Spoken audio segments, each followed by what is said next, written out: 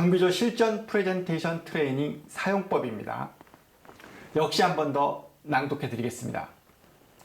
이기는 연습 강비조 실전 프레젠테이션 트레이닝은 1장 마인드 트레이닝, 2장 프리젠터 트레이닝, 3장 PPT 트레이닝으로 구성했습니다. 각 단락이 끝날 때는 외워야 산다를 적어 놓았습니다. 내용을 꼭 이해하고 외우십시오. 간단하게 용어를 정리하겠습니다. PT는 프레젠테이션을 뜻합니다. 프레젠테이션은 무대나 일상에서 타인에게 발표하는 행위를 통틀어서 말합니다. 프리젠터는 프레젠테이션 발표자입니다. PPT는 마이크로소프트사의 파워포인트 프로그램을 말하는데 통상적으로 프레젠테이션을 위해 사용되는 다양한 발표 자료를 뜻합니다. 길을 알고 있는 것과 길을 걷는 것은 전혀 다른 겁니다. 머리를 아무리 단련해도 실력 향상에는 전혀 도움이 안 됩니다. 자전거를 익히듯 몸을 단련해야 합니다. 프레젠테이션을 잘할 수 있는 몸을 만들어야 합니다. 이 책의 제목에 트레이닝이란 단어가 들어간 이유입니다. 주요 내용은 외워서 몸에 딱 붙여 놓아야 합니다. 연습과 훈련을 통해서 머리가 아닌 몸으로 완벽하게 숙지해야 합니다. 반드시 몸으로 익혀야 한다는 사실을 명심하십시오. 책의 내용은 내레이션 원고 형식으로 낭독 연습을 하도록 구성했습니다. 프레젠테이션에서는 잘 말하고 잘 읽는 것이 매우 중요합니다. 그래서 프리젠터 트레이닝에서는 음성 훈련이 차지하는 비중이 아주 큽니다. 책을 소리내서 읽어야 합니다. 물론 처음에는 읽는 법을 모르니까 그냥 눈으로만 내용 위주로 한번 읽고 다음에는 소리내서 읽고 녹음하고 듣고 녹음하면서 음성 트레이닝을 해야 합니다. 거듭 말하지만 요령을 익히고 머리를 단련하는 방식은 절대로 실력이 향상되지 않습니다. 프레젠테이션은 트레이닝을 통해 몸을 단련해야 실력이 향상됩니다.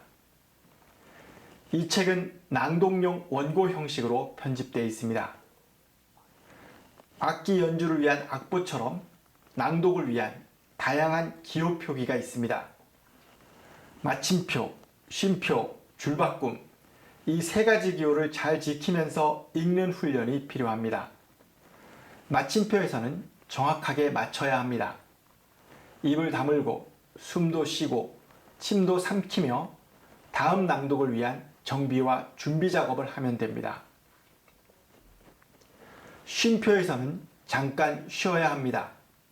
쉼표는 숨을 쉬는 숨표가 아닙니다. 될 수 있으면 숨을 쉬지 말고 부득이하게 호흡이 모자랄 경우 바람직하지 않지만 아주 짧게 숨을 쉴 수 있습니다. 쉼표에서는 잠깐 튕기듯이 쉬면 됩니다. 달려가다 잠깐 멈춘 느낌이라고 할 수 있습니다. 가속이 남아있는 멈춤 상태가 바로 쉼표입니다. 줄바꿈은 한 줄이 바뀌는 끝까지 쭉쭉 뽑아내듯이 멈추지 않고 밀어서 읽어야 합니다. 줄바꿈은 한 줄씩 플랫하게 평평한 높이로 동일한 속도로 읽어야 합니다. 줄이 바뀌는 부분이 어디냐에 따라서 의미가 변하거나 강조점이 달라지며 뉘앙스의 변화, 즉 어감에 따른 미묘한 차이가 발생합니다. 글로 썼을 때도 체감하지만 특히 낭독할 때 더 강하게 그 어감의 차이를 느낄 수 있습니다. 띄어쓰기를 읽기에 반영한다고 생각하면 됩니다. 아버지가 방에 들어가십니다를 아버지 가방에 들어가십니다로 읽으면 의미가 전혀 달라집니다. 줄바꿈의 예를 하나 더 들어드리겠습니다. 사랑하는 당신에게 청혼합니다 라는 문장은 사랑하는 당신에게 청혼합니다와 사랑하는 당신에게 청혼합니다로 읽을 때 뉘앙스가 달라집니다. 전자는 당신에게 청혼한다는 것을, 후자는 청혼한다는 것을 강조합니다. 따라서 줄바꿈을 잘 지켜서 읽어야 합니다. 줄바꿈을 잘 지켜야 정확한 의미가 전달되며 어감에 따른 미묘한 차이가 발생하는 낭독의 맛을 살릴 수 있습니다. 반드시 마침표, 쉼표, 줄바꿈 이 세 가지를 꼭 지켜서 원고를 낭독해야 합니다. 이 책에 나오는 플러스펜 훈련법과 녹음을 통해서 훈련할 때도 이 세 가지 기호를 반영해서 읽는 원칙을 꼭 지켜야 합니다. 원고에 별도로 슬래시, 강세 표시, 띄어쓰기 표시 등 잡스러운 표시를 하면서 연습하지 마십시오. 혼선만 주고 별로 도움이 안 됩니다. 마침표, 쉼표, 줄바꿈에 볼드 처리만 있으면 표시는 충분합니다. 처음에는 볼드 처리된 굵은 글씨를 신경 쓰지 말고 자연스럽게 읽으면 됩니다. 플러스펜 훈련과 강세 훈련, 8가지 패턴 훈련 후에 다양한 방법으로 강조하며 읽을 수 있습니다.